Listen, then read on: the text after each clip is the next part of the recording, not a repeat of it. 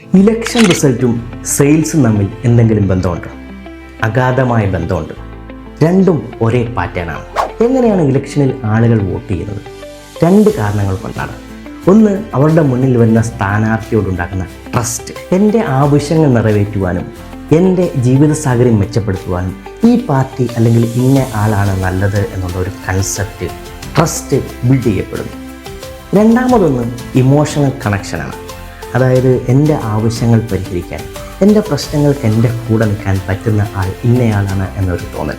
ഈ രണ്ട് കാര്യങ്ങളാണ് ഒരു വോട്ടറെ അവൻ്റെ ഡിസിഷനിലേക്ക് എത്തിക്കുന്നത്. ഈ ട്രസ്റ്റ് ബിൽഡ് ചെയ്തതിലൂടെ, ഈ ഇമോഷണലി കണക്ഷൻ വരുന്നതിലൂടെയാണ് വോട്ടേഴ്സ് ആർക്ക് വോട്ട് ചെയ്യണം എന്ന് തീരുമാനിക്കുന്നത്. ഒരുപക്ഷെ വലിയ കോലാഹലങ്ങൾ നടത്തി, വലിയ പ്രചരണങ്ങൾ നടത്തി, ഒരുപാട് പോസ്റ്റർ ഒട്ടിച്ച സ്ഥാനാർത്ഥിയേക്കാൾ കൂടുതൽ വോട്ടുകൾ നേടുക അപ്പുറത്ത് നിൽക്കുന്ന നിശബ്ദമായി ജനങ്ങളിലേക്ക് കണക്ഷൻ ഉണ്ടാക്കിയ ഇമോഷണൽ ടച്ചായ ആളായിരിക്കും വിജയി.